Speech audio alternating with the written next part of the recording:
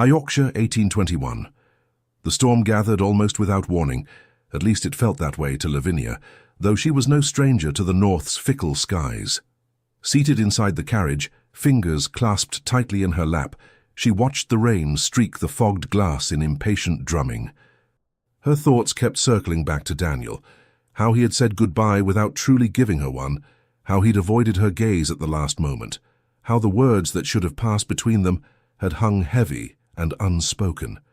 She wondered whether weeks away from him would bring relief, or simply a different form of loneliness. Outside, the coachman barked a sharp command at the horses, already restless under the grumble of distant thunder. Lavinia barely had time to lift her head before a bolt of lightning struck so close that the world burst open in white. The horses bolted. The coachman shouted something the wind swallowed whole. The carriage lurched violently, wood groaning under the force of panicked hooves. Lavinia clung to her seat, but the ground seemed to vanish beneath her. Everything tilted, everything shattered. The scream trapped in her throat never found its way out. When silence finally returned, it carried with it a hollow so deep that for a fleeting second Lavinia felt even her own name slipping from her grasp, as if the storm had taken more than her breath. Far away in London, Daniel would receive the news 3 days later, carried by a messenger sent in haste by the magistrate of the nearest town who was handling the accident. Not as an aristocrat searching for his wife, but as a man who was only now understanding, far too late, the cost of not loving well. If you're enjoying this story, don't forget to leave a like and subscribe. It truly helps bring more romances like this to life. And tell me in the comments, from which city and country are you watching? I absolutely love knowing how far our stories travel around the world. Lavinia, Duchess of Somerville, had learned early that some silences weighed more than harsh words ever could. The silence in her marriage was of that kind, polite, flawless, stretched across every corridor and every meal like an invisible curtain. Daniel Crewe, her husband, carried the world with the exact posture of a duke, steady, reserved, governed by duty. And somewhere beneath the demands of that inherited role, there seemed to be less and less room for her. There were no fights, no cruelty, just a distance polished as carefully as the family silver. Lavinia respected him, perhaps too much, and that made it all the harder to admit, even to herself, that on certain days she felt more like a guest than a wife. She performed her duties with the grace expected of a lady, yet a quiet question pulsed beneath every gesture, one she never dared voice. Is this all life intends for me? When the invitation arrived from an aunt she had not visited in years, Lavinia saw in it a chance to breathe. Not an escape, an interlude. A small pocket of space in which she might remember who she had been before becoming a duchess, before the rules and watchful eyes and measured words. On the morning of her departure, she stepped into the carriage with gloves still damp from the dawn. Daniel remained on the stone front steps, offering her nothing more than a restrained nod. Not unkindness, simply habit, the manner in which he lived his life. And it was precisely that, the ease with which he let her go, that tightened something inside her. The quiet fear that he might not truly feel her absence at all. She had no way of knowing that, in a matter of days, the world would place that absence before him in the most brutal manner imaginable, and nothing in the life they shared, however quiet, would remain the same. Chapter 1. The Hollow That Remains.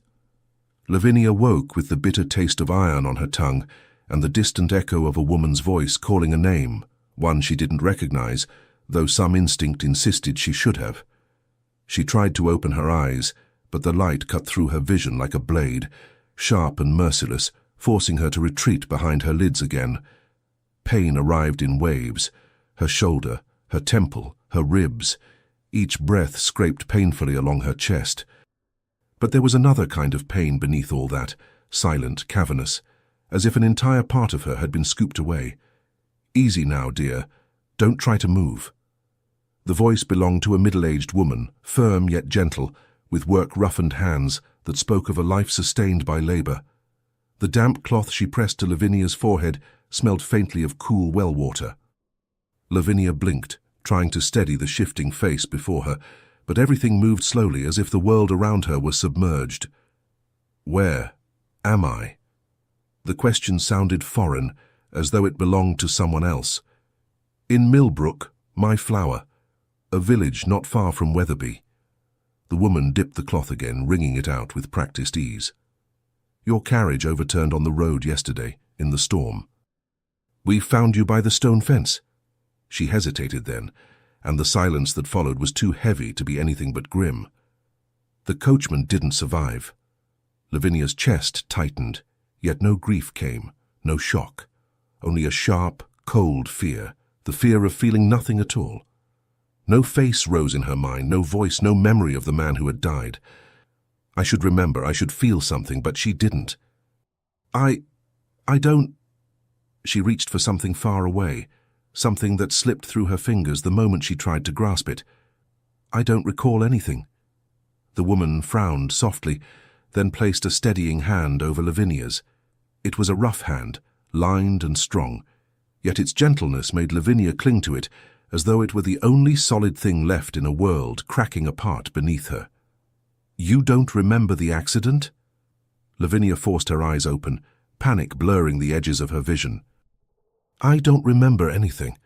The woman, Mary, as she soon introduced herself, leaned back slightly, surprise flickering across her features before giving way to concern. Dr. Fletcher was here this morning, Mary said quietly. He examined you. Said you struck your head hard, a severe concussion. He'll return later to check on you. Lavinia tried to breathe deeply, but the air felt too heavy. When she moved her arm, something glinted beneath the blanket. A silver necklace, bent slightly on one side, hung around her neck. The chain was scratched, as though it had been yanked.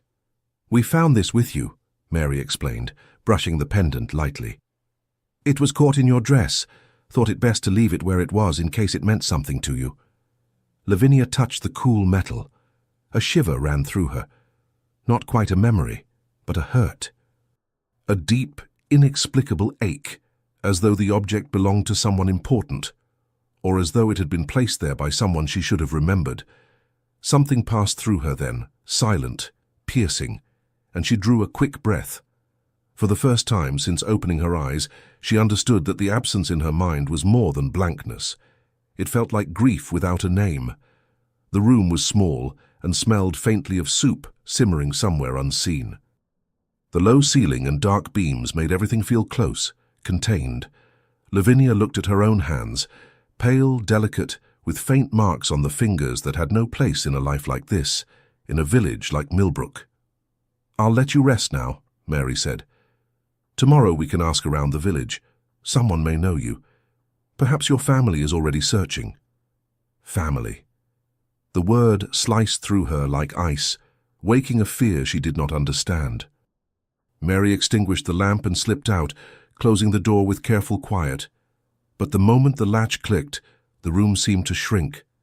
Silence thickened around her. The hollow inside her stretched wide, not with hope, but dread. Dread that someone was out there looking for her. Dread that she wouldn't recognize the face of whoever found her.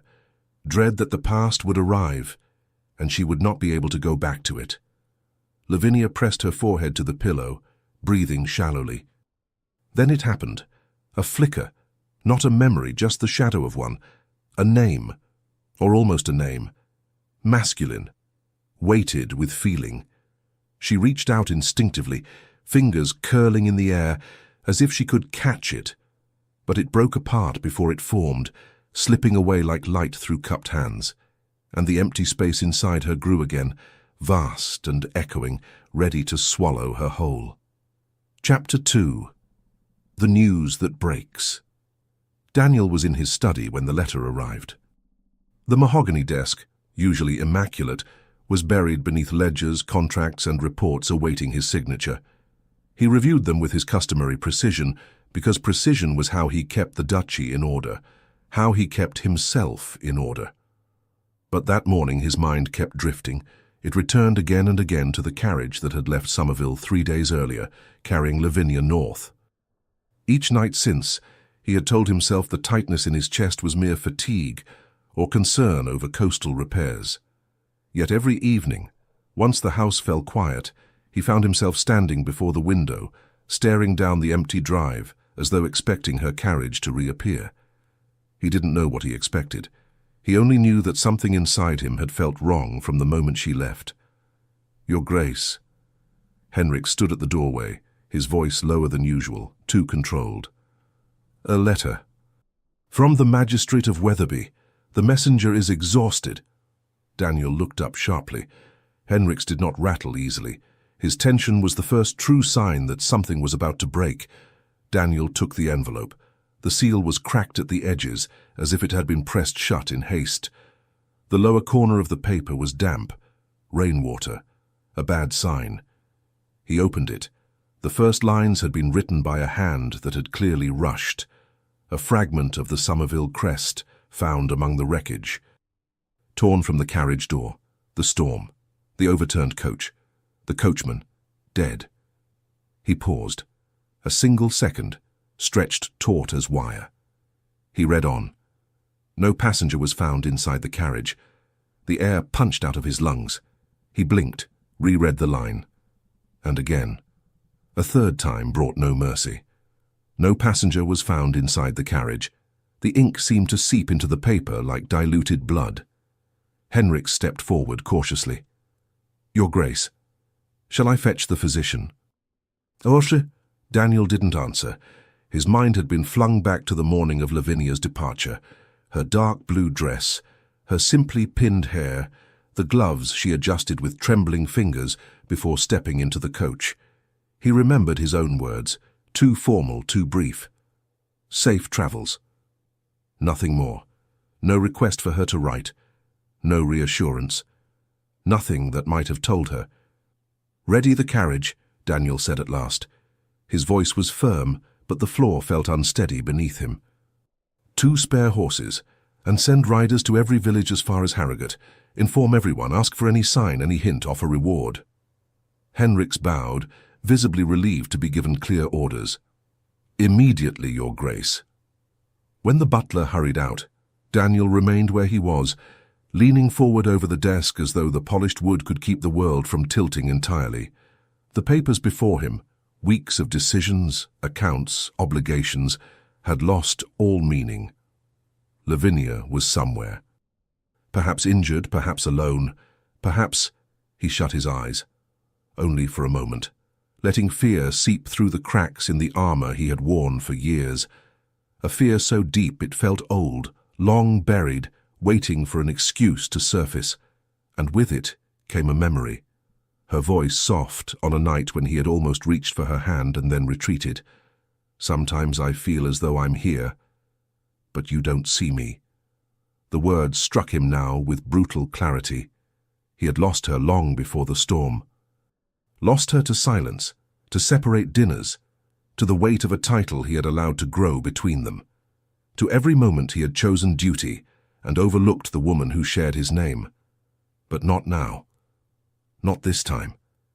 Daniel straightened, folded the letter once, tucked it into the inner pocket of his coat and strode into the corridor. The house had already erupted into motion, servants rushing, voices calling orders, stable hands preparing horses. Yet beneath all that urgency, something inside him was quietly collapsing. The composure he prided himself on, the distance he had cultivated, the control he had mistaken for strength. For the first time, it was not the Duke who acted. It was the man.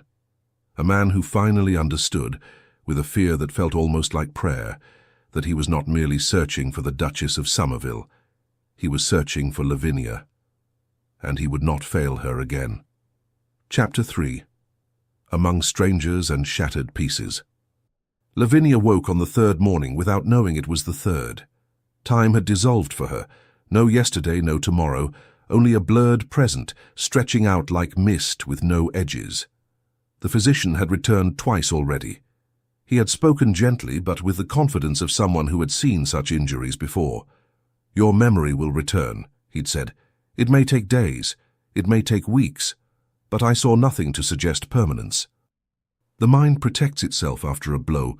He tapped his temple lightly. And sometimes it takes a while before it opens the door again. Then, lowering his voice so only she could hear, "Don't be frightened if the first things that return are sensations." A scent before a face. A feeling before a picture. That's the way of it. But don't force anything. Memory is like mending a torn thread. Pull too hard and it breaks again. He packed his instruments, left simple instructions for rest, and closed the door with an almost ceremonial quiet. Mary, widowed for many years and long used to living alone, moved through the small cottage like a steady little lighthouse, porridge steaming in the morning, warm bread at midday, soup when the sky turned the color of slate. While she swept or kneaded or stirred, she spoke of the villagers as though offering snippets of life to anchor the silence. The blacksmith who laughed too loudly, the miller's daughter soon to be wed, the promise of a good harvest. Lavinia listened, but everything passed through her like water through spread fingers. Not from indifference, but because she herself felt distant, like a shadow attempting to inhabit a body that did not yet feel like hers. "You must eat more," Mary urged that morning, sitting at the edge of the bed with a bowl of soup in hand. "Doctor says strength helps everything else come back into place." Lavinia lifted the spoon. The scent, strong, bright with herbs, sparked something small and startling inside her. A flash of warmth, a winter afternoon, hands curled around a similar bowl. The fragment vanished as quickly as it came, leaving only a thin ache of loss. "Mary." Her voice was rough, dry. "How do you know someone might be looking for me?" Mary smoothed her apron, hesitating. "Your clothes," she said. "Silk, lace. Nothing common here." She reached into her pocket and drew out a small object. "And this." A gold ring, delicately wrought, set with a deep green stone. She placed it in Lavinia's hands with care. "You were holding it so tightly when I found you. I had to pry your fingers open, one by one." Lavinia raised the ring toward the light. A sudden warmth ran up her palm, almost a tremor, not a memory but a wound she could not name. She turned the ring over, searching for an engraving, a mark, anything. Nothing, only the quiet gleam of the stone. "Is it a wedding ring?" she asked, her voice tangled around questions she could not shape. "It looks like one." Mary's gaze softened. "So there may be a husband, and a husband doesn't stop looking for a missing wife." Husband. The word entered her like something cold and wrong. And yet, there was an echo buried somewhere beneath the fog, the weight of a hand over hers, a low, steady voice, a presence. She closed her eyes, trying to hold on to it. It slipped away before it could take form. "I feel as though—" She opened her eyes, meeting Mary's. "As though there's something I'm supposed to remember, but it hurts even to try." Mary laid a comforting hand over hers. Sometimes memory hides until the body is strong enough to bear it. But Lavinia wasn't certain she wanted it to return. A strange unease was growing inside her, not the fear of forgetting, but the fear that forgetting served a purpose. That it was not merely loss, that it was protection. That afternoon Mary helped her stand for the first time. Her legs trembled but obeyed. They walked slowly to the window. The glass was cool beneath Lavinia's fingertips. Outside, Millbrook unfolded in its simple living way. Stone cottages, dark rooftops, children chasing chickens, women hanging linens, a cart rattling by at an unhurried pace. An entire world, just not hers. She watched it as one might watch a painted scene, lovely, complete, and unreachably distant. Something tightened inside her chest. Not longing, one cannot miss what one does not remember, but absence, a hollowness with no name. "He'll come," Mary murmured beside her. "If he cares for you, he'll come." Lavinia didn't answer. She curled her fingers around the ring, and then she felt, faint, almost imperceptible, a pulse of emotion rising from somewhere deep. Tenderness, perhaps, or sorrow, something old, something bruised, something her mind refused to let surface. And if he comes, and I do not wish to return, or worse, what if my heart flinches the moment I see his face? Lavinia pressed a hand to her chest, counting the steady rhythm beneath her palm. She was alive. Each heartbeat reminded her of that, but for the first time since she had awakened in that strange little room, A thought settled over her like a whisper. Perhaps the forgetting was not only the result of the fall, perhaps it was a refuge. And as she looked out at a village that was not her home, and down at the ring that suddenly felt heavy with secrets, that whisper took shape as something close to truth. Sometimes forgetting hurts less than remembering. Chapter 4. The Search That Devours. Daniel had long stopped counting the doors he'd knocked on, or the faces that stared back at him with polite confusion, or the number of times he'd spoken Lavinia's name, each syllable a plea, a thread of hope, only to be met by silence. 3 days from London, 6 villages, dozens, no hundreds of questions, and not a single trace of her. It felt as though Lavinia had vanished into the world itself, carried off by the same wind that had torn her carriage from the road. Now, in Thornwick, the rain had begun again, thin, persistent, sinking cold fingers through his coat. Daniel dismounted, ignoring the sharp pull in his muscles. Sleep had become a luxury he could no longer afford. The carriage had been left behind in the previous village. The roads had grown too narrow to bear it. From here on it was only 2 horses, Burton, and a tightening fear that pressed against his ribs like iron. The innkeeper appeared in the doorway, wiping his hands on a frayed cloth. "Your Grace," he said, bowing with hurried respect. "If you'd like a hot meal, I need information." The words came out sharper than intended. From his pocket, Daniel withdrew the sheet he'd carried since the second village, a description of Lavinia. A description he'd written late one night, only to realize with a quiet horror how little he had truly observed. He'd filled in what memory could provide and discovered how painfully insufficient it was. "My wife disappeared after a carriage accident on the Harrogate Road," he said. 4 days ago. Brown hair, fair complexion, slender. She may be injured." The innkeeper studied the page, then returned it with a slow shake of the head. "No one like this has come through Thornwick, Your Grace. But I can ask around. Folks hear things even when strangers don't." Daniel nodded, swallowing the urge to demand answers where none existed. The fault was not here. It had begun long before this journey. Inside the inn he sat by the fire and ordered ale he had no intention of drinking. The flames glowed steadily, but he felt none of their warmth. Something inside him had frozen the moment he'd read the magistrate's letter. Where is she? The question pounded through him like a second heartbeat. Was she wounded, lying in some unknown cottage, being tended by strangers who did not know her name? Walking alone, trying to find her way back to a home that, God help him, might never have felt like one.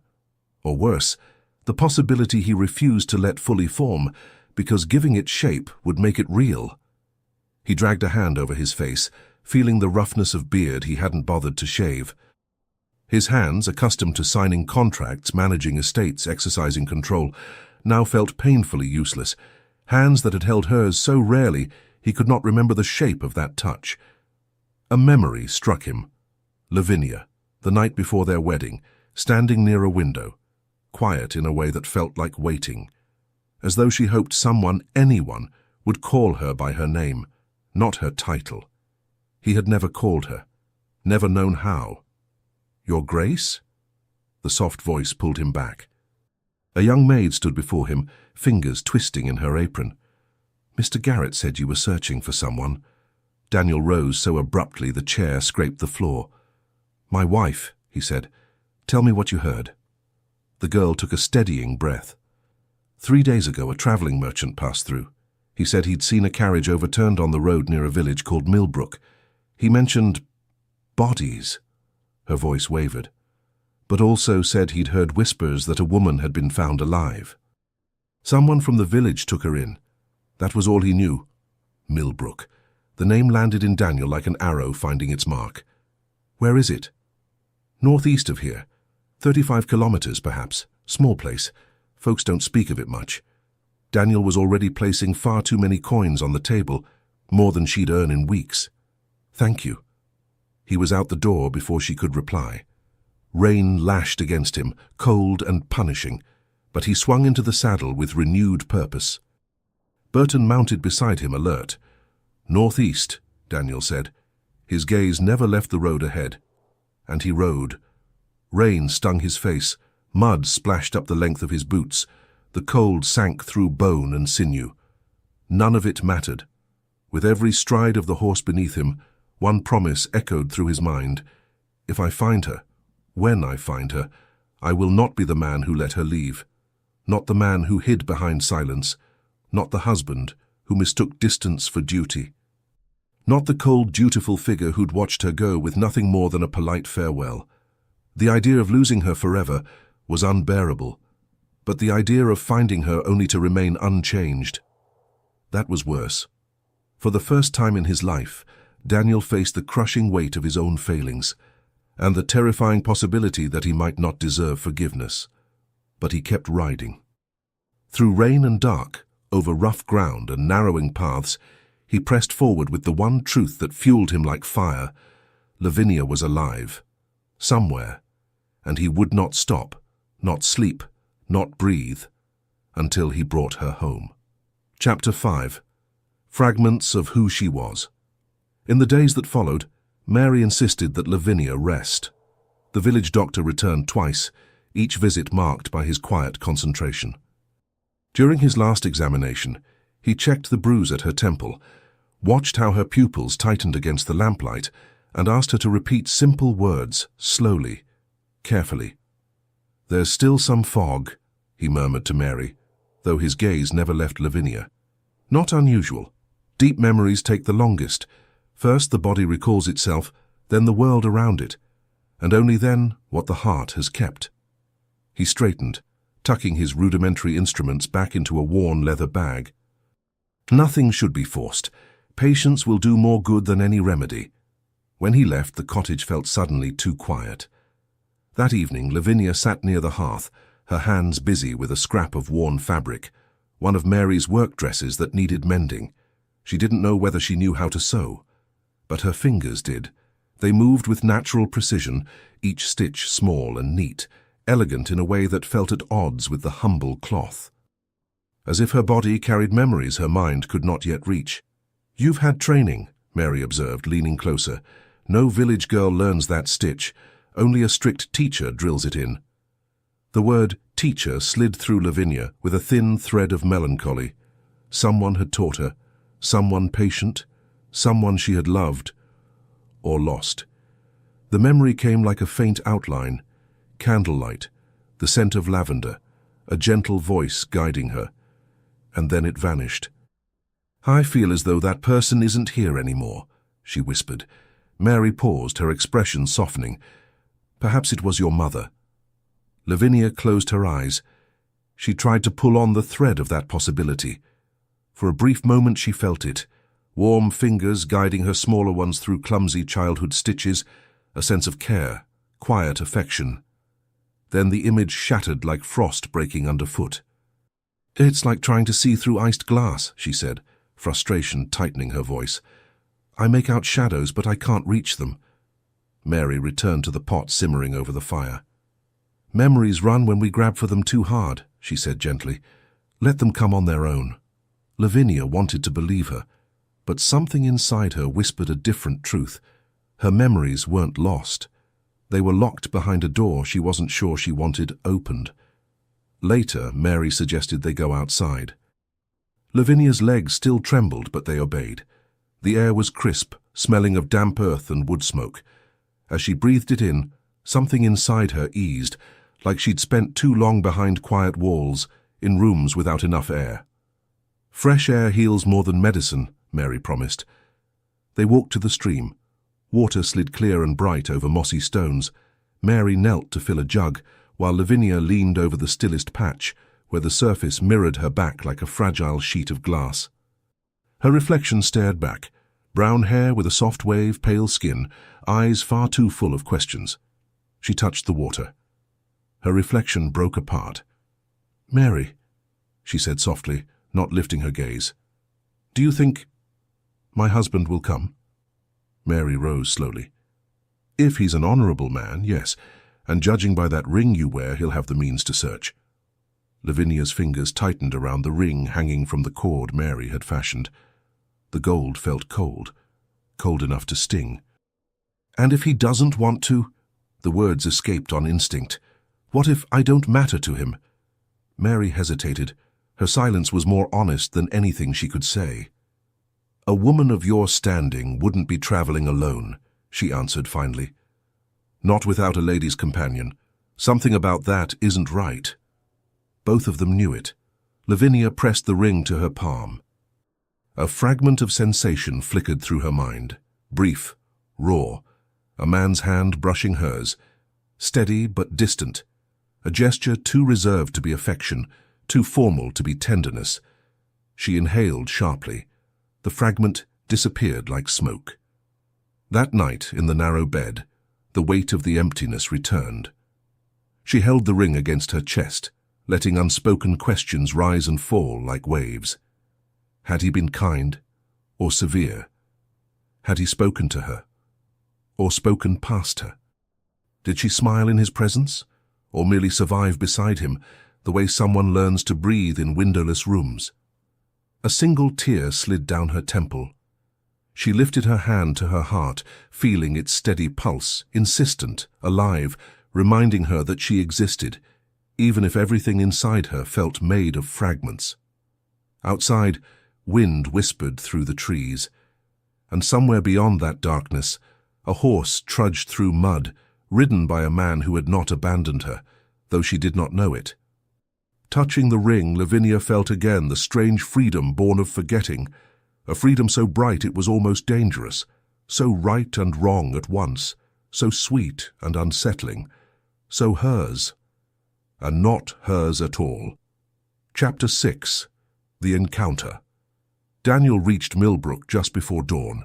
The sky was a deep, heavy grey, the kind that swallowed the horizon, and a fine rain had turned the village into a damp smudge between the rolling hills. It was smaller than he had imagined, little more than a line of stone cottages, a church with a slightly crooked tower, and a well in the centre of a mud-packed square, the sort of place where every life was known, where no stranger arrived unnoticed. He dismounted, legs stiff from unbroken days of riding. Burton, faithful as ever, followed a step behind, equally exhausted yet alert as he tended to the horses. Daniel wasted no time. "Ask the villagers," he said, his voice roughened by fatigue. "Any scrap of information. I'll speak to whoever is awake." Burton bowed and moved off. Daniel crossed to the nearest figure he could find, a stooped man carrying firewood toward his door. "Forgive the hour," Daniel began, removing his hat in a gesture of strained courtesy. "I am searching for a woman. There was a carriage accident several days ago. A wounded lady was brought here. Where is she?" The man studied him carefully, taking in the soaked cloak, the aristocratic bearing beneath it. Only after a long moment did he answer. "And who might you be, sir?" "I am the Duke of Somerville," Daniel said without hesitation. "The woman is my wife." The man cleared his throat, glanced at the ground, then jerked his chin toward a small stone house at the end of the lane. "She's there with Mary Kettering. Mary took her in, but—" He hesitated, beard twitching. "Best you see for yourself." Daniel didn't wait for more. He crossed the village at a near run, heart hammering so hard it almost hurt. "She is alive." The words beat inside him like hoofprints on frozen earth. "She is alive. I've found her. She is alive." He knocked, too controlled for the desperation coursing through him. Footsteps sounded on the other side. The door opened to reveal a middle-aged woman with a kind but weary face. "Mrs. Kettering." Daniel's voice barely resembled his own. "I was told you took in a woman injured on the road." "My wife!" Mary's eyes widened, first with surprise, then with a tight, cautious relief. "Come in, Your Grace," she said, stepping aside. "But there is something you must hear before you see her." A cold knot tightened in Daniel's stomach. "Tell me." Mary drew a breath. "She's alive. She's healing. But—" Her gaze drifted briefly toward the room behind her, as if the truth itself were sitting there. "She's lost her memory. All of it. She remembers nothing. Her name, her life before the fall. You. She won't know who you are." The words struck like a blow. Daniel needed a heartbeat, just one, to steady himself. She was here, close enough to touch, and she did not know him. "May I see her?" he asked, though the questions scraped out of him as little more than breath. "Please." Mary nodded and led him down a narrow corridor scented with soup, herbs, and burning wood. Daniel's pulse pounded so loudly he could hear nothing else. Then he saw her. Lavinia sat near the hearth, wrapped in a simple dress too large for her, hair loose around her shoulders in a way he had never seen. She looked fragile, pale, yet more alive than she had seemed in years, and when her eyes met his, Daniel stopped. There was no recognition, no flicker of relief, nothing. Only the tentative curiosity one reserves for a stranger. He stepped forward. "Lavinia," he said, her name spilling from him like a prayer, hoarse and aching. She rose slowly, and the faint step she took back, instinctive, almost imperceptible, cut the air from his lungs. Mary laid a steadying hand on her shoulder. "This is the Duke of Somerville," she said gently. "Your husband." Lavinia's gaze lingered on him. Her eyes were beautiful, soft, and empty. No memory, no connection, only silence. I'm sorry," she whispered at last, her voice almost apologetic. "I don't remember. I don't remember you. I don't remember anything." Daniel closed his eyes for a moment, not from pain, but from something deeper, breaking open inside him. He had crossed counties without sleep, knocked on doors, pleaded for news, chased rumours through rain and mud. He had carved a path of desperation across half of Yorkshire, and now, standing before the woman he had searched for with every desperate breath, he was no one to her. "You owe no apology," he managed, though the strain in his voice betrayed him. "What matters is that you're safe, alive." He swallowed. "Whenever you feel ready, I can take you home. There are doctors, servants, comfort, whatever you may need." Lavinia studied him, expression unreadable. Her hand drifted to the ring hanging from the cord Mary had fashioned, fingers closing around the gold as if it were both anchor and warning. "I don't know if I should return," she murmured. The words hit harder than any fear he had carried. It wasn't only that she did not remember him. It was that the life he offered her held no pull, no sense of belonging, no faint tug of safety. "Why?" he asked before he could stop himself. "Is there something you fear?" Lavinia looked away. Her silence held an answer she could not yet speak. And in that silence, Daniel understood something simple, devastating, undeniable. He had found her, but he had not gotten her back. Perhaps he never had her at all, even before the accident. The fire crackled between them, drawing light and shadow across a gulf he now realized had existed long before memory left her. And Daniel understood with a quiet, dawning certainty. This reunion, so feverishly sought, so desperately feared, resolved nothing. It was merely the beginning. Chapter 7. The Fear of Returning. Lavinia couldn't look away from him. The man, Daniel, Mary had said, stood in the center of the modest room, rain dripping from the hem of his coat, exhaustion hollowing his eyes. But there was something else there too, deeper than fatigue. A kind of longing, or loss, or an absence that felt strangely familiar even to her blank, bruised mind. He looked at her the way a man looks at something precious he doesn't quite know how to hold, with reverence and fear. "I don't expect you to decide anything now," he said softly, each word shaped with deliberate care. "Take whatever time you need. Only allow me to see to your comfort. I can take you home." Home. The word fell between them like something fragile and foreign.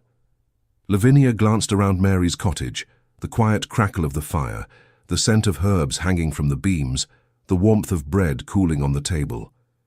This small place was all she knew, all she understood. But home? Whatever that had meant before was now little more than a silhouette, blurred, distant, unsettling. "I don't even know who I am," she whispered at last, forcing herself to meet his gaze. "I don't know who you are. How could I return to a life I cannot remember? To a man who is—" She hesitated, but the truth came anyway. "A stranger to me." The emotion that crossed his face was so raw she instinctively stepped back. but Daniel did not move toward her. He only lowered his eyes, exhaling slowly as if searching for steadiness somewhere inside himself. "I understand," he said quietly, "but perhaps I could help you remember. Tell you who you were, who you are. Tell you about the life we shared." "We." The word tightened something low in her stomach. Her fingers curled around the ring hanging from the cord around her neck. His ring, apparently. A ring she must once have accepted with some kind of promise. But what promise? "Then speak," she murmured, sinking back into her chair when her knees trembled. "Tell me who I was." Daniel approached cautiously, stopping at a respectful distance. Mary nudged a chair forward for him, then slipped away, leaving them with a quiet that felt too intimate. "Your name is Lavinia Crewe," he began, voice low, almost hesitant. "Duchess of Somerville. We married 2 years ago, an arrangement made between our families. A practical match, deemed suitable for both." He paused, too long for mere memory. "You were gracious, soft-spoken. You managed our household with impeccable composure. But you were also—" His brow tightened as though honesty cost him something. "Withdrawn. And I did not know you as I should have. I didn't listen. I didn't see you." The words settled heavily in the small room. Lavinia felt a tug inside her, not quite sorrow, but recognition. A sense that the loneliness she carried now was not new. It was old, worn, familiar. "And you?" she asked, forcing him to look at her again. "Who are you?" He blinked, surprised by the question. "I am the Duke of Somerville. I've spent most of my life bound to obligations, estates, politics, family expectations. I let duty fill every corner of my days." A breath, sharp. "And in doing so, I failed you. More deeply than I understood." Mary, lingering by the doorway, wiped her eyes before slipping out entirely. Lavinia's pulse fluttered. A picture was forming, faint but unmistakable. A life lived with distance instead of affection. A marriage conducted with politeness instead of warmth.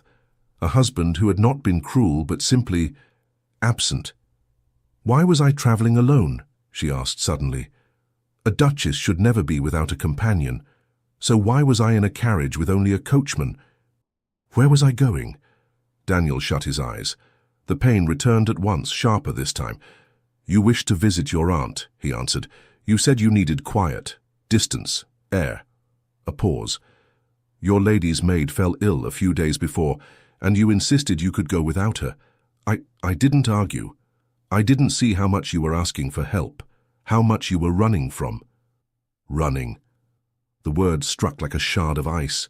She wasn't merely traveling. She had been escaping something. "And now?" she asked, unable to hide the tremor in her voice. "Now that I've vanished, now that I remember nothing, now you finally see me?" He rose so suddenly, the chair scraped against the floorboards. His breath stuttered. His hands trembled. "Yes," he said, turning toward the fire as if he needed its warmth to steady him. "Yes, only now. Because I was blind. Because I accepted silence as if it were peace. Because I lacked the courage to want more." He faced her again, and there was a sheen in his eyes that made her breath hitch. "Because it is easy to live when you've never lost anything. But to live and lose, to realize what cannot be undone." His voice faltered. "That is something else entirely." A shiver ran through her, not fear, but the shock of hearing the truth spoken without pretense. "I cannot go with you," she said softly, but with a quiet strength she hadn't known she possessed. "Not yet. Not without knowing who I am, and not without knowing what I want, not without choosing." The words hung in the air like a boundary drawn with trembling hands. He could have taken her. He could have claimed his right, invoked the law, the title, the marriage. But he didn't. He didn't even move. Daniel only nodded, a slow, painful gesture of surrender. "Then I will remain here," he said, steadier than she expected. "At the inn, and I will wait. I won't force you to return. But I won't leave you unprotected either. I will stay until you decide." Another breath, this one uneven, as though dragging the words from deep inside. "And if your decision is not to return," he swallowed, "I will accept it." A pause, raw, vulnerable, honest. "But I will pray every day that it is not so." Lavinia had expected commands, ultimatums, the weight of a title pressed against her will. She had not expected humility. Something opened inside her then. Not memory, not yet, but a spark, a question, a beginning. "Very well," she whispered. "Stay." And for the first time since waking in that strange little room, the silence between them felt less like an abyss, and more like the first fragile thread of something new. Chapter 8. The Man Who Learns to See. The Millbrook Inn was small and damp, its stone walls clinging to the chill and its low ceiling creaking with every gust of wind. Daniel was not accustomed to such cramped quarters, but he uttered no complaint. Lavinia was only a few houses away, alive, and that was enough. Burton, his long-time valet, moved about the room with his usual quiet efficiency, though the place was an insult to his standards. "The bed is hardly suitable for a gentleman, Your Grace," he observed, eyeing the thin mattress with restrained disapproval. "It doesn't matter," Daniel replied, shrugging off his wet coat. "We'll remain as long as needed." Burton inclined his head. He said nothing more, but Daniel read the thought anyway. A duke did not belong in a place like this. Still, Burton would follow him to the edge of England without a word of protest. In the days that followed, Daniel kept his distance. To approach Lavinia too quickly would be a mistake. Each morning he and Burton walked the narrow lanes, Daniel carrying himself with an unconscious aristocratic composure that no cloak or mud could hide. He saw Lavinia only when chance allowed, when she stepped outside Mary's cottage for a breath of air, when she gathered laundry from the line, when she lingered in the small herb garden. And each glimpse revealed something he had never bothered to notice before. The way she pressed her fingers to her temple when a memory slipped away. The way she pinched the edge of her skirt when she felt unsteady. 2 years of marriage, and he was only now learning to see her. Mary noticed him watching from afar. One rainy afternoon, she approached the inn with a cup of warm tea. "Don't rush her," she advised gently but firmly. "Your presence is enough. When she's ready, she'll take a step." Daniel nodded. He who had lived a lifetime acting decisively now found himself learning the strange discipline of waiting and accepting it. On the third day, he acted with careful intention. He sent Burton with a stack of fine, dry firewood for Mary, long, clean cuts meant to last through cold nights. Burton delivered them with his usual discretion, while Daniel remained a few paces back, far enough not to startle Lavinia with his shadow. She appeared at the window. Her gaze landed on Burton, then on Daniel. She did not smile, but she didn't step away either. A crack in the wall she kept between them, a beginning. On the fourth day, Mary mentioned her chicken yard gate needed mending. Daniel didn't hesitate. "Burton, see to it." While Burton worked with neat efficiency, Daniel held the lantern and spoke with Mary about the village, the harvest, recent illnesses, the winter's hardships. It struck him as faintly ironic that here, among strangers, he was acting more like a true duke than he had inside his own home. Lavinia appeared in the doorway just as Burton tightened the final hinge. She watched them silently. Something new lingered in her eyes, not just caution but curiosity. "You supervise well," she said, a small, shy flicker of humor in her voice. Daniel turned, surprised she had spoken first. "Just doing what I can," he answered, careful not to sound eager. She considered that then, fleeting as a breath. She smiled. A small, uncertain, unmistakably real smile. Burton bent, as if adjusting his coat, hiding the satisfied grin tugging at his mouth. On the fifth day, Daniel found her alone for the first time. She sat by the stream, bare feet in the cold water, face turned toward the pale afternoon sun. Burton spotted her first and cast Daniel a quiet warning glance. "Approach gently." Daniel obeyed. He walked toward her with deliberate lightness. "May I sit?" he asked, stopping at a respectful distance. She studied him, that newly familiar evaluating look, and nodded. He settled onto the damp grass, hands clasped loosely between his knees. The silence that followed was not heavy. It was waiting. "Mary said you've been unsettled at night," he murmured. "She hesitated to tell me, but she felt I should know." Lavinia kept her gaze on the water. "I don't know if they're memories. They feel like being trapped, wanting to scream, but no sound comes." Then she looked at him, deeply, searchingly. "Was I like that before?" Daniel closed his eyes for a moment. When he answered, he did not soften the truth. "I think you felt unseen, not because I meant you harm, but because I wasn't paying attention. I took up all the space and offered none in return. You were there, and I didn't see you." She absorbed that, the current shifting around her ankles. "And you?" she asked quietly. "Where were you?" The question struck harder than expected. "On the edges," he said simply. "Fulfilling roles, meeting expectations. Doing everything except living." She turned toward him, and for the first time since the accident there was real understanding in her eyes. "Then, perhaps we were both trapped," she said, "in different ways, but trapped nonetheless." The truth settled in him with a painful, necessary clarity. "Lavinia, may I ask you something?" She nodded. "I'm not asking you to remember, or to return to a life you don't recognize. But if you could choose now, based only on what you see before you, would you allow me to try? Not as a duke, not as the husband who failed you, but as the man sitting here." For a long moment, she didn't move. Then she extended her hand. Her fingers brushed his, light, tremulous, but real. "I don't know if I can trust you," she whispered. "I don't know if I want to return to what was. But I want to see who you are now." She released his hand slowly. "Maybe that's a beginning."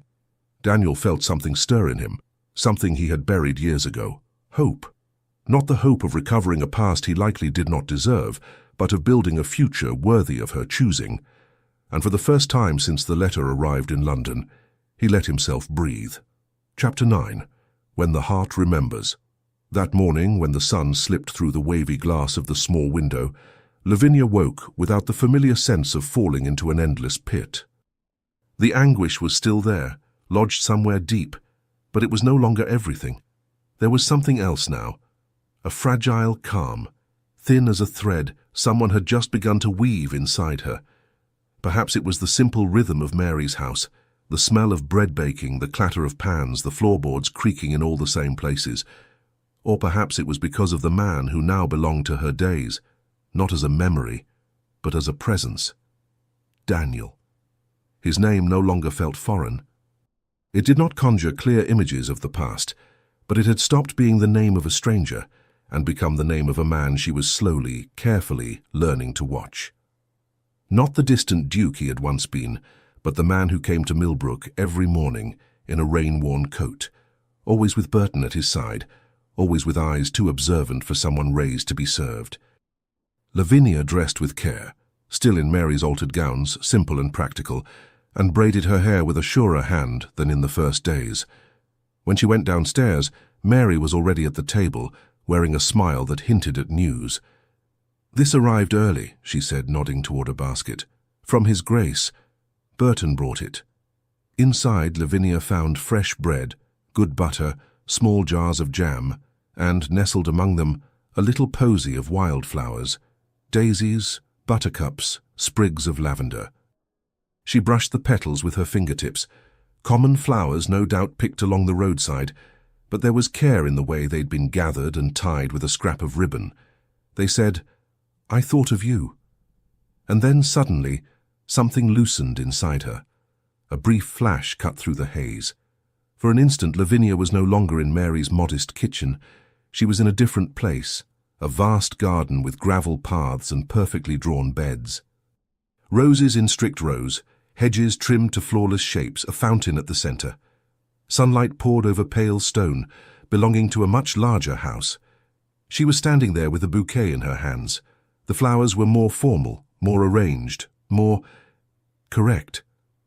She remembered smiling for the benefit of the servants, remembered saying something like, "They are very pretty," and feeling utterly hollow inside. Remembered the moment they withdrew, leaving her alone with the heavy weight of a smile that did not belong to her face, alone in a place that was supposed to be her home. She blinked, and the image shattered. Mary's kitchen came back into focus. The basket, the wildflowers, the widow's watchful eyes. But one certainty remained. The life she had lost might have been orderly, elegant, comfortable. That did not make it happy.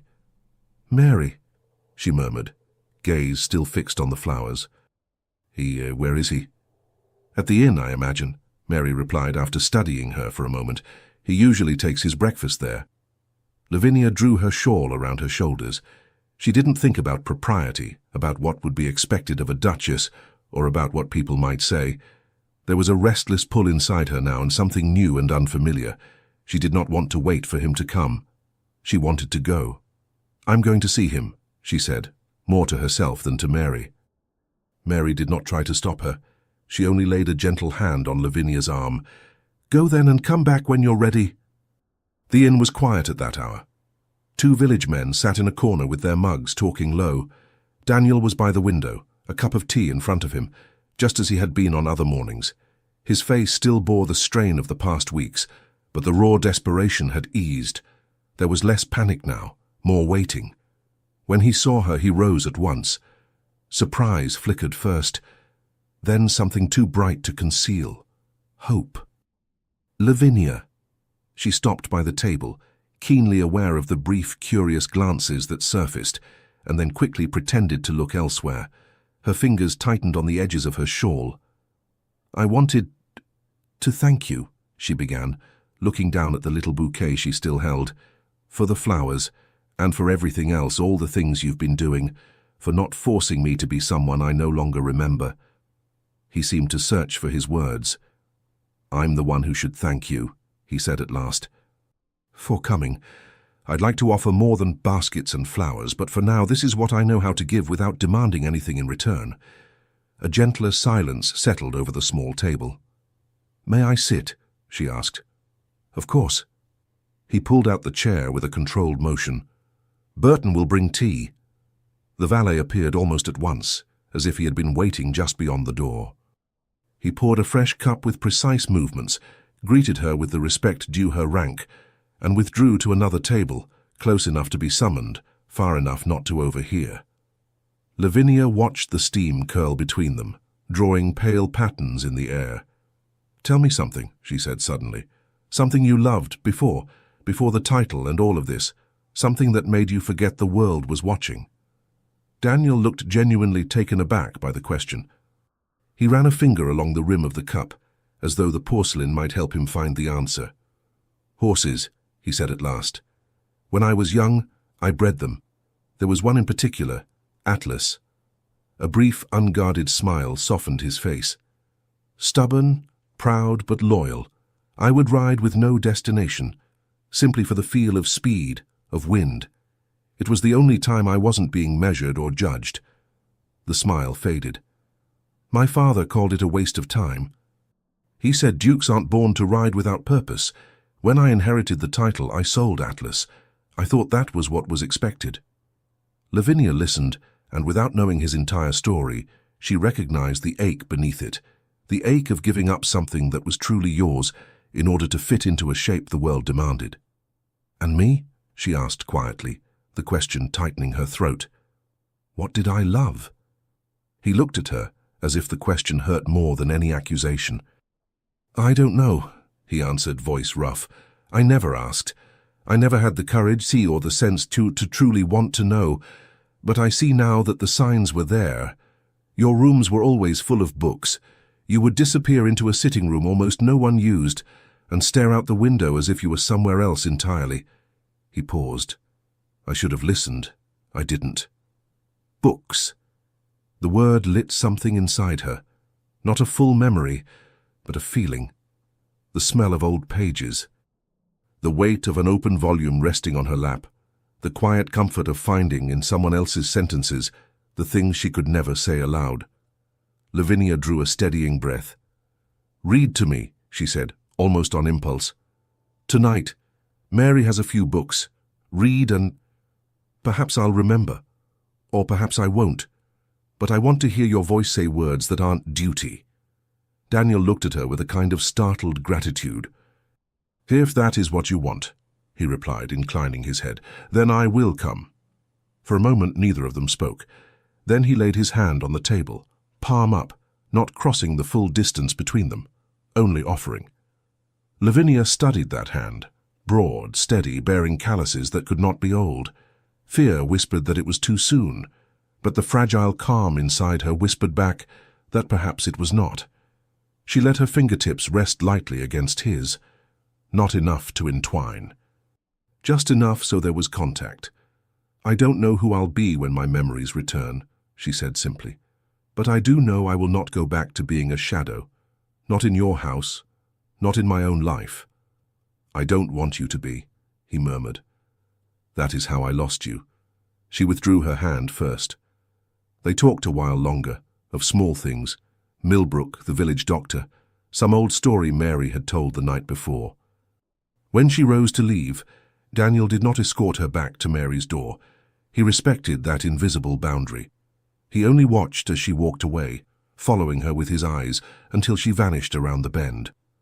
He came that night. Mary prepared the little sitting room, coaxed the fire back to life and placed a book on the table, a volume of poems she kept carefully wrapped when not in use. Then she turned to Lavinia with a look that held both farewell and faith. "I'll be in the kitchen," she said. "If you need me, call." Daniel arrived shortly after, shedding a damp coat in the doorway. He greeted Mary with courteous warmth, then, when they were alone, moved with a restraint that made every gesture feel deliberate, as if he feared one wrong move might shatter something delicate between them. He took a chair by the hearth. She sat opposite, the flames a small blaze between them. He opened the book with care. The pages were yellowed at the edges. "It's an old volume," he remarked. "Mary says it belonged to her husband." Lavinia only nodded. Her heart was pounding too loudly for speech. He began to read. The verses were simple, of fields and seasons, of passing time, of losses no one can quite outrun. His voice was low and steady, filling the room and making it seem larger than it was. The walls, the firelight, even the shadows stretching to listen. Lavinia closed her eyes. At one point he read a poem about a great house full of echoes, where someone wandered the corridors feeling more alone than if they had been out in the open. Something inside her flinched. The vision came like a sudden gust. She was in a long corridor with thick rugs and portraits on the walls. She knew, with the quiet certainty memory grants, that this was Somerville Hall. She walked alone, holding a book to her chest because it was the only thing in the house that felt entirely hers. The library door stood ajar, and from within she heard his voice, Daniel's, reading aloud. Not to her. To a group of men, perhaps, or to servants. Or simply to fill an empty evening. She stopped by the door, listening, her face half in shadow. She wanted to enter. She wanted that voice to be for her as well. But in the end, she moved on, unseen, uncalled, the words passing through the door, and never reaching her. The memory cut clean and deep. Mary's sitting room returned, the fire crackling, the book in Daniel's hands, the weight of the past settling beside the present. "Lavinia?" His voice had changed. "What is it?" She realized she was gripping the arm of her chair. She opened her eyes slowly. Tears had gathered, not many, but enough for him to see. "I remembered," she whispered. "Not everything, just a corridor at Somerville Hall. And you, reading. Somewhere I wasn't." He drew in a sharp breath. "And how did you feel?" he asked gently, as though touching an open wound. She inhaled and exhaled once, refusing the easy lie. "Lonely," she said. "Lonely in a house that was supposed to be mine. I remember the feeling before the images. I remember what it was like to exist beside you without ever truly being with you." Silence stretched, heavy, but survivable. Daniel closed the book carefully and laid it on the table, as if the object itself now bore witness to what had passed between them. "I did that to you," he said quietly. "I gave you a house and never gave you a home." She didn't argue. The truth was a visitor long overdue. Denying it would have been another kind of cruelty. Then softly she said, "But tonight, when you read, it didn't hurt in the same way." He looked up, startled. "It didn't?" "No," she repeated, "because this time I wasn't standing outside the door." The words fell between them, simple and yet immense. She drew a breath, feeling both the weight and the relief of what she was about to say. "Daniel." It was the first time she spoke his name with full awareness, and he flinched as if the sound of it from her lips struck somewhere unguarded. "I want to go back to Somerville Hall," she said at last. "Not because I must, not because society expects it, but because that house is part of who I am, and I no longer wish to be afraid of it. And—" her gaze found his, steady now. "I want to return with the man you are trying to become, not with the one who left me walking alone through the corridors." For a moment he didn't answer. Daniel's features shifted under the strain of too many emotions: disbelief, sorrow, hope, remorse, and a kind of relief so intense it looked almost like pain. When he finally spoke, his voice was rough. "I can't promise I won't fail," he said, "but I can promise I won't let you walk those corridors alone again. If you'll allow it, I'll be beside you, and if I falter, I want you to tell me. I don't wish to live blind any longer." She rose carefully, her legs still remembering the fall and its frailties. She crossed the small distance between them. For a heartbeat, she considered taking his hand. Instead, she rested her palm on his shoulder, a simple gesture, yet more intimate than anything she had ever allowed, even in the fractured glimpses of their past. "Then take me home," she said. "And this time let's learn the way together." For a few seconds, Daniel only closed his eyes as if he needed the darkness to contain everything that surged in him. When he opened them again, there was something new there, not the arrogance of a man accustomed to winning, but the humility of one who knows he has been given a second chance he did not earn and intends to guard it fiercely. He rose. He didn't embrace her. He didn't pull her close. He merely inclined his head, as if accepting a command spoken like a request. "When you're ready," he said quietly, "Somerville Hall will be ready as well, and I will do everything in my power to deserve it." Lavinia nodded. Her stubborn heart pounded too fast. Her mind was still a landscape of shadows, but some of them had edges now, and for the first time, the thought of returning did not feel like stepping back into a prison. It felt like the beginning of something that one day might truly be called home. Chapter 10. The house that finally belongs to them both. Somerville Hall looked different, not because the stones had changed, nor because the rooms were any less grand. The walls were still high, the portraits still hung where they always had, the chandeliers still watched from above. And yet, the way the light entered through the tall windows that morning made everything feel less imposing, less cold. Or perhaps it was simply because, this time, Lavinia was not walking in alone.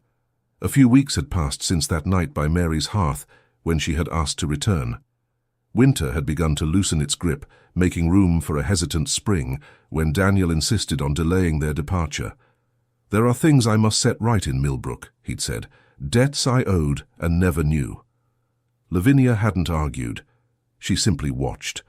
There were no grand gestures, no speeches. The Duke did not try to replace the vicar or the magistrate. He merely listened, something he had by all accounts rarely done. He spoke with the pastor about the church roof that had leaked for 3 winters and offered timber and wages for the carpenters. He brought a physician from Harrogate and arranged more frequent visits to the village under his patronage. He helped the blacksmith obtain better tools, quietly paid the debt of a farmer whose crops had been ruined by the rains. He did not take up a hammer or climb a roof. That would have been a performance. Instead, he stood by, not as a distant lord, but as someone who, at last, wished to understand the weight of the work he had always ordered done without looking. Burton moved with him as ever, but the man's expression had changed as well.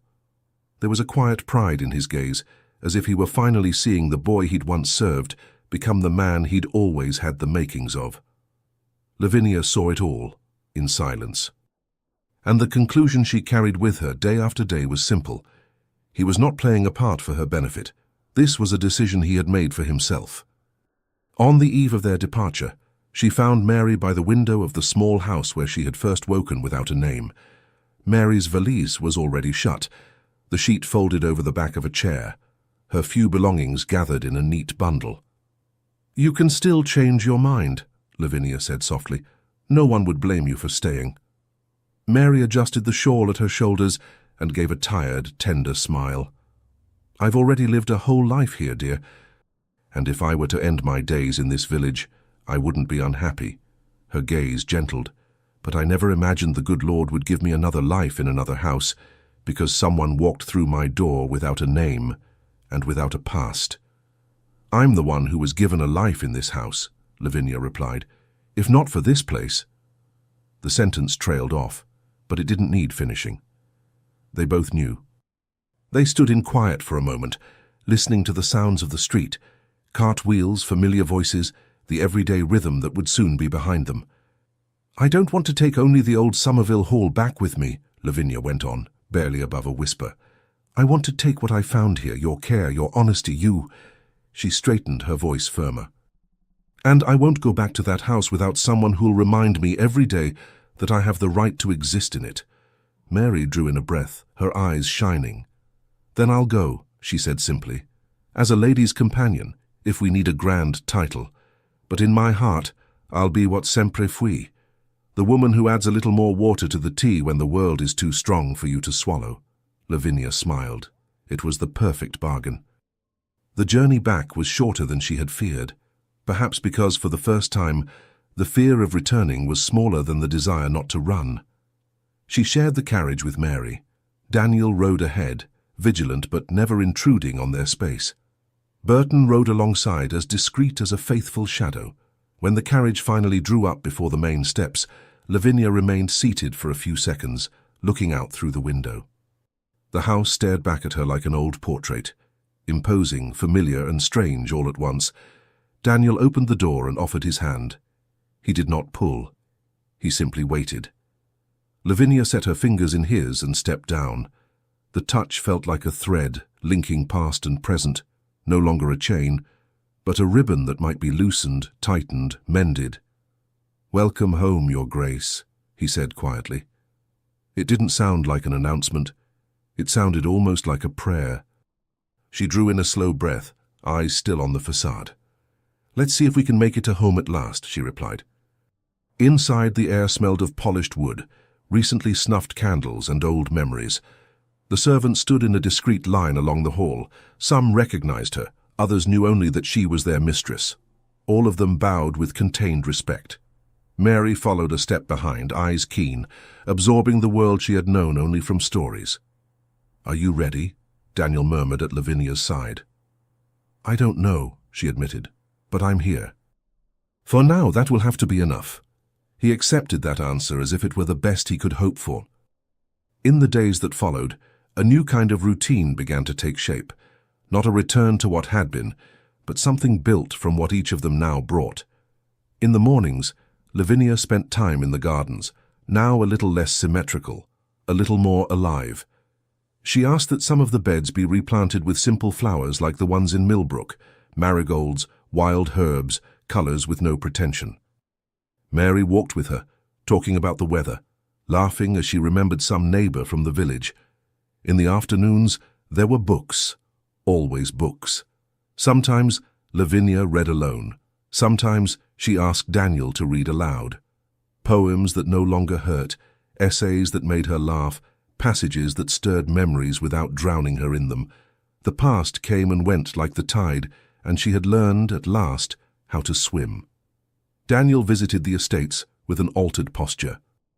He returned with mud on his boots, road dust on his coat, and something different in his eyes when he spoke of a school they might build, a barn that needed shoring up, families who could be helped before they fell.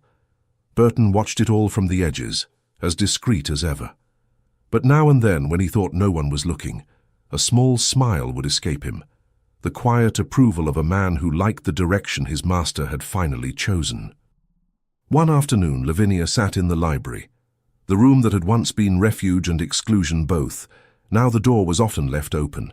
2 armchairs stood by the window, and more than once she'd found a book left there by Daniel, marked with a ribbon, a silent invitation to share. He entered without fuss, pausing in the doorway as if asking permission without a word.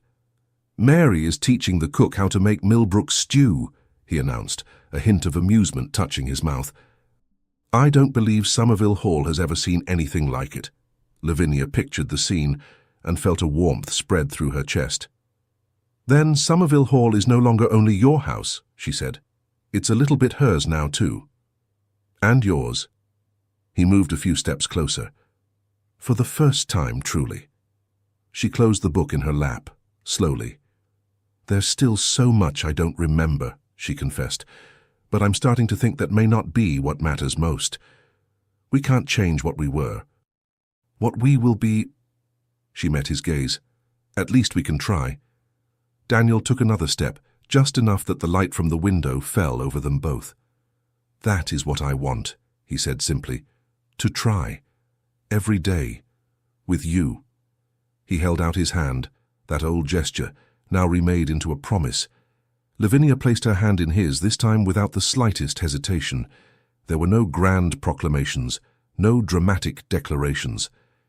The love that was forming, or perhaps returning in a different shape, no longer needed them. It was enough to have the quiet sounds of the house around them, the distant crackle of a fire, the murmur of Mary's voice in the kitchen, the familiar weight of a book resting in Lavinia's other hand. It was enough to know that in that moment neither of them was walking alone. It was not exactly a return. It was a beginning. Epilogue. 3 years of spring. 3 years had passed since the day Lavinia stepped once more across the threshold of Somerville Hall, her hand in Daniel's, unsure of everything except the quiet bravery it took to return. Spring had come and gone many times since then, some harsh, some gentle, but the season had settled into the house as surely as laughter now settled in its halls. Lavinia moved with calm confidence, her hair pinned loosely as the breeze played through it, her free hand resting over the firm curve of her belly. She was expecting again, their second child. There was no loneliness, no uncertainty, only warmth. The little girl at her side toddled along the garden path with determined steps, fist closed around a fistful of daisies she had been collecting with grave concentration. Her dark curls bounced with each wobbling stride. When she stumbled, Lavinia steadied her without effort, smiling as the child pressed one of the crushed daisies proudly into her palm. "Thank you, darling," Lavinia murmured. "Shall we give it to Papa?" The child nodded with enthusiastic seriousness and pointed toward the stable-yard, where Daniel was bent over a wooden crate, sleeves rolled, boots muddy, laughing at something Burton had said. Daniel was a man transformed, not by grand gestures, but by consistent, quiet choices. He looked up the moment he sensed them, as if some instinct tugged his gaze whenever she entered a space. The way his expression softened when he saw them made Lavinia's heart warm in the same unexpected way it had the first time he smiled at her in Millbrook. "Careful, little one," he called, stooping as their daughter rushed toward him with arms unsteady and Daisy extended like an offering. Daniel scooped her into his arms with practiced ease, kissing the top of her curls before meeting Lavinia halfway down the path. "You're supposed to be resting," he murmured, brushing a wind-blown strand of hair from her cheek. "I am resting," she replied, sliding her arms around his waist. "Just while walking." Daniel shook his head in amused resignation, but his hands moved instinctively to her belly, reverent. "And how are the 2 of you today?" "Hungry," Lavinia said. "Both of us." "And I suspect your daughter has eaten half the herb garden already," he laughed, a sound she had once believed impossible from him.